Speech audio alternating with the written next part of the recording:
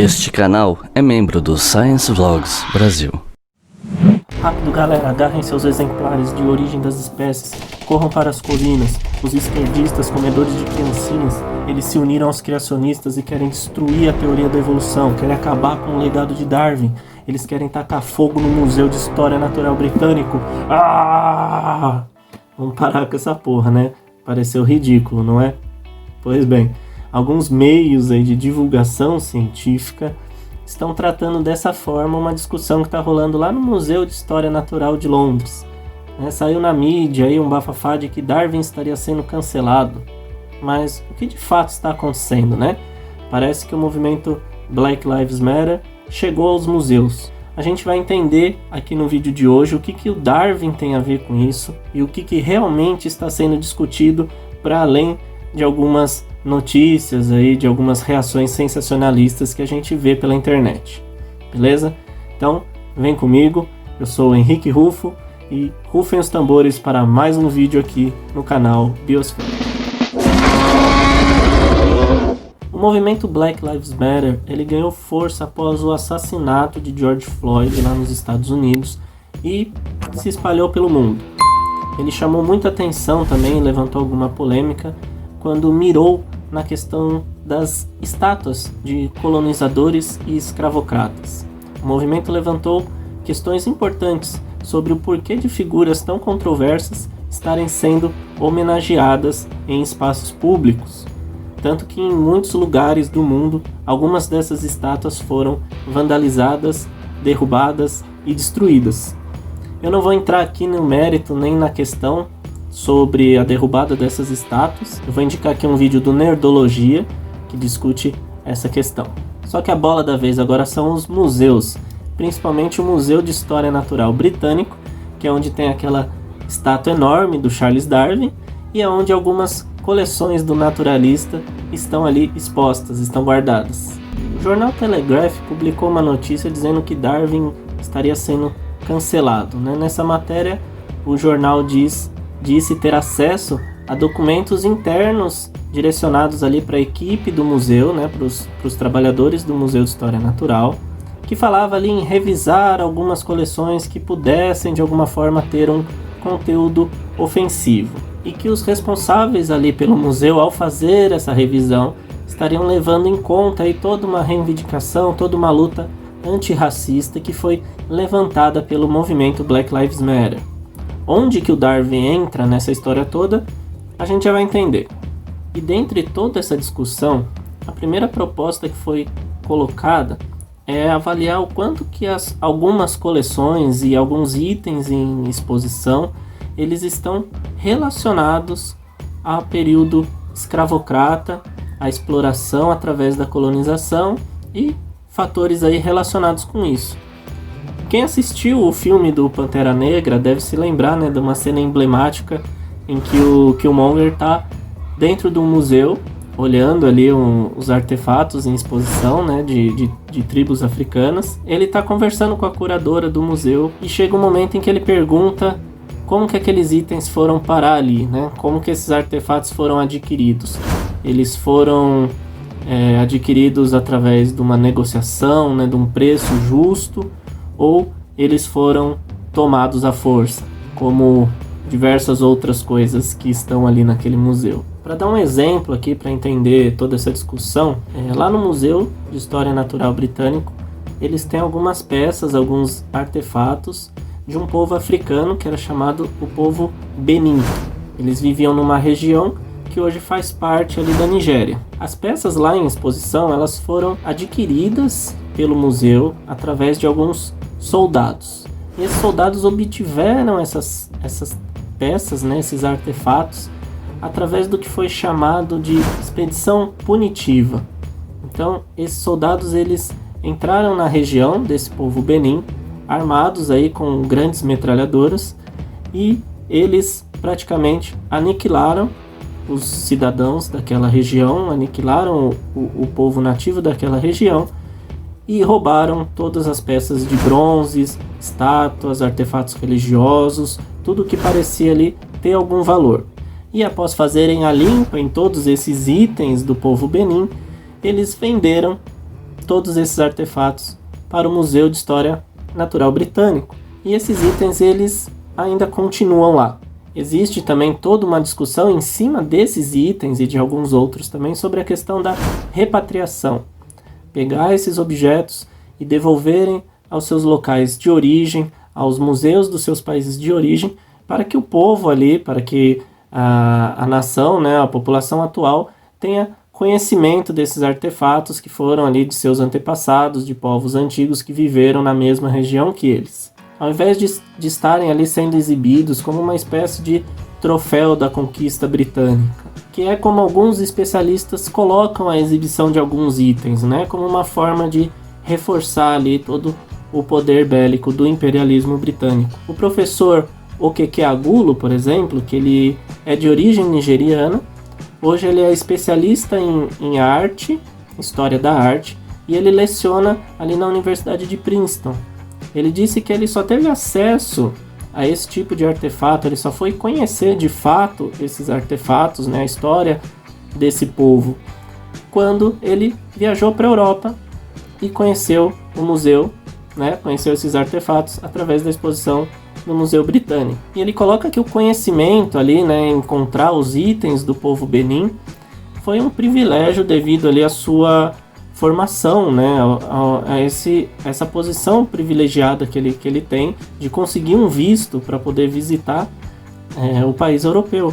E ele coloca que milhares de outras pessoas, né, muitos nigerianos, nunca vão ter esse privilégio. Eles nunca vão conhecer ali os artefatos, né, itens que eram seus antepassados. Então seria como se a história daquele próprio povo estivesse sendo negada a eles, estivesse distante demais para que eles pudessem conhecer e ter algum contato mais profundo, né, com essa história através desses artefatos. E uma das primeiras coleções ali que foram enviadas, né, para o Museu de História Natural ali na sua fundação, ela veio do médico Hans Sloane, que quando ele trabalhava no Caribe, ele começou a fazer um levantamento ali de espécies botânicas, né, de diversas plantas ali da região, através também com a ajuda, né, de muito trabalho escravo. Ele usava os escravos das plantações para coletar para ele essas amostras, e ele também fazia uso, né, do extenso poderio aí dos navios negreiros, né, para viajar, para transportar os seus itens, para mandar pessoas em outros campos de escravos coletarem aí outras amostras. E essa também é uma coleção que tem sido colocada em pauta quando se discute isso, né, quando se discute origem de alguns itens ali, de alguns artefatos que estão sendo expostos. Então toda essa discussão que está sendo feita, ela é um pouco mais profunda do que simplesmente vamos proibir item X ou não. É também uma questão sobre conhecer as origens, né? Conhecer ali o que está sendo exposto. Uma das curadoras do museu, a Miranda Love, que ela faz coro com essas reivindicações, né? Com esse conhecimento mais profundo das coleções, ela chegou a afirmar que, abre aspas, não há nada que possamos fazer com relação ao passado, mas que o que importa mesmo é reconhecer isso e se perguntar o que isso significa para as pessoas negras que frequentam um museu, um ambiente em que aceita expor ali coleções intrinsecamente ligadas ao comércio de escravos. Fecha aspas. Tem um exemplo também muito terrível, muito cruel, que é a história da Sarah Bartman. Ela foi uma escrava, ela foi vendida, né, como escrava, e ela acabou se tornando uma atração de circo, porque quando chegou na Europa, ela não tinha aquele corpo esbelto, magrelo das europeias, né? Ela tinha um corpo mais avantajado, ela tinha um quadril largo, e por conta disso, ela acabou se tornando uma atração de circo. Ela ficou bem famosa em diversas partes ali, regiões. Ela foi sendo exibida como uma aberração ali, como uma atração circense. Quando ela morreu, um cientista bem famoso, acho que todo mundo já ouviu falar dele, que é o George Cuvier, ele foi responsável por fazer a autópsia do corpo da Sarah. Então ele dissecou o corpo daquela mulher ele separou ali diversas partes dos seus restos mortais e eles foram exibidos em um museu, no Museu do Homem de Paris. Inclusive suas genitais ficaram expostas dentro de um frasco, onde ficaram preservadas ali e ficaram expostas até mais ou menos 1974. O corpo da Sarah só foi voltar para a África, só foi voltar ali para o seu lugar de origem em 2002, porque o Nelson Mandela tinha feito um pedido para que o corpo dela pudesse retornar, e esse pedido foi feito em 1994. E só em 2002 foi acatada a decisão e ela voltou para ser enterrada ali no seu local de origem e deixar de ser uma exposição, uma peça de museu. Existe também toda uma discussão semelhante em relação a ossadas de indígenas de povos norte-americanos, né, ali nos Estados Unidos, que estão expostos, estão guardados em museus. Existem vários arqueólogos que estão fazendo um trabalho para devolução desses restos mortais aos povos de origem, para que esses indivíduos, né, essas ossadas, elas possam ser novamente enterradas. Que algumas delas foram adquiridas da violação de alguns túmulos após tomadas de territórios, né, no fim de guerras, e alguns desses corpos que estavam ali enterrados foram retirados e levados para museus, ou mesmo corpos de indígenas que acabaram sendo mortos ali durante a guerra também foram levados para serem estudados e preservados, guardados ali num arquivo de museu. Um arqueólogo que discute isso em detalhe, que ele está envolvido totalmente nesse esquema, é o Chip Cowell, e eu vou deixar aqui para vocês nas referências, tem uma palestra dele no TEDx, que ele fala muito desse trabalho, inclusive em relação a alguns artefatos religiosos de outros povos também que estavam sendo ali devolvidos aos seus locais de origem. Então, pelo que já deu para a gente perceber até aqui, apesar dessa não ser uma discussão nova e recente, a gente vê que ela não é uma discussão a ser feita de forma simplista. Ela é uma discussão extremamente complexa, sensível, e que ela precisa ser feita com toda a seriedade possível, né? Não dá para a gente ficar tratando essas coisas de forma sensacionalista, sem se informar, tá? E, bom, chegando nesse ponto aqui, o que o Darwin tem a ver com tudo isso que eu falei até agora, né? O trabalho do Darwin ele acabou entrando nessa história, acabou sendo citado por conta de algumas coleções de aves que estão lá no Museu História Natural Britânico, que ele coletou em Galápagos, durante a sua viagem ali, famosa, né, do HMS Beagle. A grande questão aqui é que há uma analogia, né, foi feita uma analogia dessa expedição do HMS Beagle com as expedições colonizadoras, que também levavam alguns cientistas para fazer coletas de espécimes de plantas, de animais, enfim. E tudo isso porque o objetivo inicial da viagem do HMS Beagle era, na verdade, mapear, né? A gente sabe, né, que era mapear toda a região costeira da América do Sul, das Ilhas Galápagos e de outras regiões também, para que isso facilitasse o controle britânico dessas regiões. Então a gente vê, mais uma vez, que o que estava sendo colocado ali era o poderio britânico, né, sobre outras regiões. O Darwin acabou entrando de carona nesse barco ali para fazer o seu trabalho. Então, feita essa analogia, nada foi dito sobre o destino dessa coleção, né, dessas aves do Darwin. Muito menos nada foi falado sobre a estátua do Darwin, né, na entrada do museu. Muita gente estava falando que queriam derrubar a estátua do Darwin, e essa informação ela não está disponível em lugar nenhum. Então a gente está vendo que a discussão é sobre os itens em exposição, e como foi mostrado aqui ao longo do vídeo, né, a gente percebeu que existem aí alguns itens que têm um conteúdo, tem a sua origem, né, muito mais sensível, ali, muito mais problemática do que outros itens. Então cada coleção ali, eu imagino que ela será discutida, será analisada particularmente pelos curadores do museu. Bom, onde a teoria da evolução também vai entrar nesse rolo todo, a gente também já vai entender. E um segundo ponto, aí, uma segunda proposta a ser discutida, que está diretamente ligada com esse fato dos museus ignorarem ali a origem de algumas das suas coleções, né, principalmente essas que têm uma ligação direta com o período escravocrata e colonialista, é o fato deles também ignorarem aí um apoio que a ciência deu, né, no seu período histórico a movimentos como, por exemplo, o movimento do racismo científico e o movimento eugenista. Então, os museus, eles sendo também um espaço não apenas de entretenimento, de observação de obras e artefatos, mas como um local de educação, também essa é uma proposta que seria essencial, né, que se tivesse uma discussão nesses locais. A Miranda Love, ela vai colocar em um de seus artigos também que ignorar esse fato, né, ignorar essa relação que a ciência teve com esses movimentos, não só dificulta o combate ao racismo atualmente, como pode inclusive fortalecê-lo. Um exemplo clássico que eu vou dar aqui vem de um contemporâneo do Darwin, que é o Linneu. Ele chegou também a dividir as espécies humanas em raças. E os critérios usados pelo Linneu para fazer essa divisão foram que os povos africanos, né, os humanos africanos, eles eram pessoas preguiçosas, eles eram malandros e eles eram governados assim por uma espécie de capricho, pela luxúria, enquanto que os europeus, eles eram, claro, pessoas cultas, pessoas inteligentes e que eles eram governados por leis.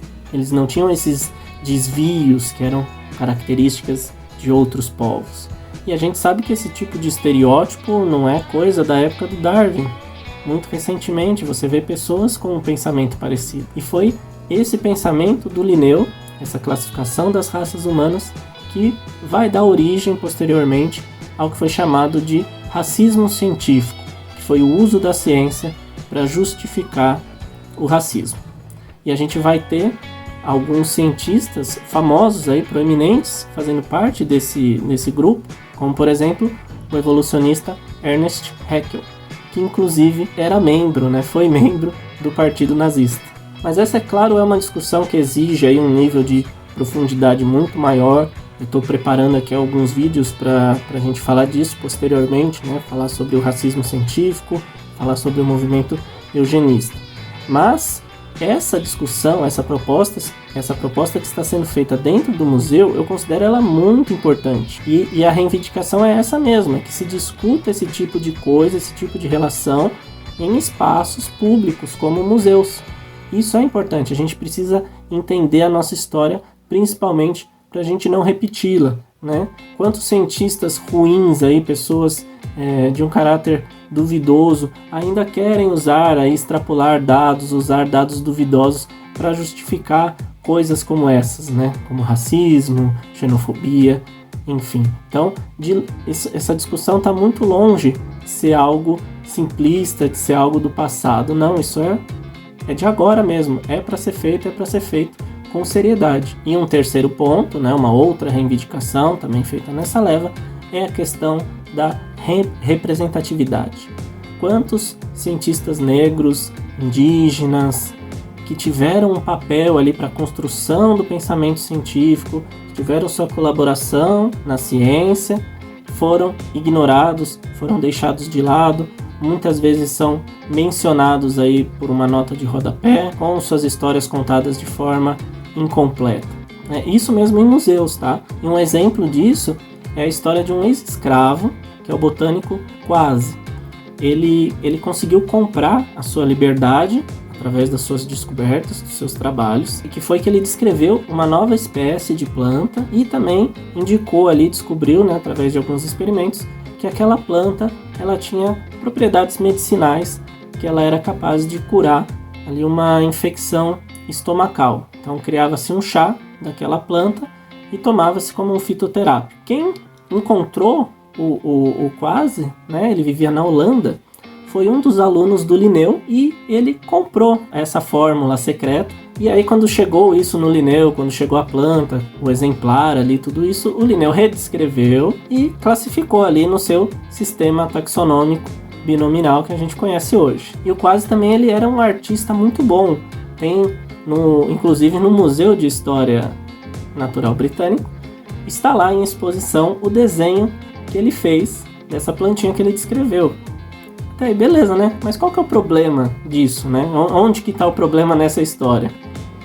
O problema é que não há qualquer menção sobre o autor, sobre a história do autor e todo o contexto em que aquela imagem foi produzida, todo o conhecimento adquirido por aquele homem foi apagado. E a gente sabe que isso é uma coisa que acontece muito, também não é algo antigo, é algo que está presente no nosso dia a dia, né? Não muito tempo atrás, nós tivemos o pouso dos astronautas norte-americanos na Lua. E eu fiz um vídeo sobre isso, vocês podem assistir aqui depois, sobre 3 cientistas, 3 mulheres negras que tiveram um papel fundamental para que os norte-americanos atingiram esse objetivo. Novamente, qual que é o problema? O problema é que essas mulheres, elas foram completamente esquecidas. Elas não tiveram ali o seu trabalho reconhecido como deveria. Somente muito tempo depois essas mulheres ganharam alguma notoriedade, foram homenageadas.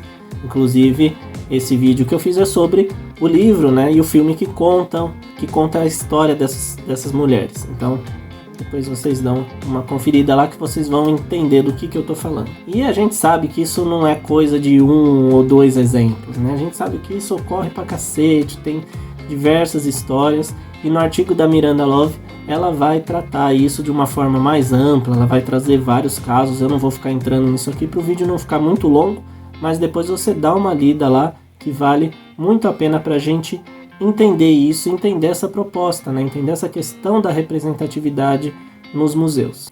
E o que a teoria da evolução tem a ver com tudo isso? Porra nenhuma. Simples assim. Você viu aqui eu falar em algum momento que alguém está questionando a teoria da evolução?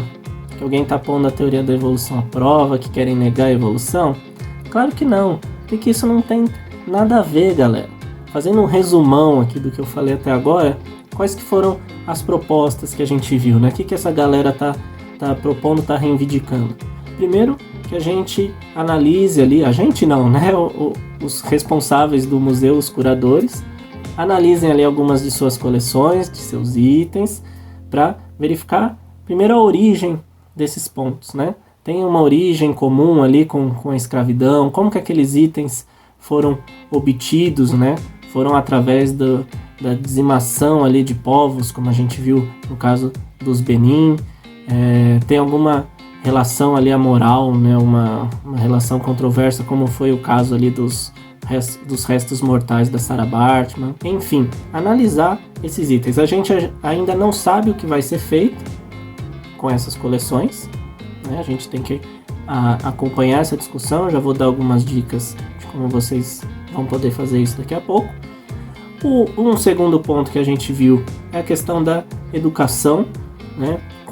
Contextualizar essas coleções, esses itens, contar a história completa, mostrar a relação ali da construção do pensamento científico em conjunto com pensamentos racistas, preconceituosos, para que isso não se repita, tá? A gente não está querendo apagar a ciência, né? Esse pessoal não está falando, vamos ignorar tudo e, sei lá, vamos viver de astrologia.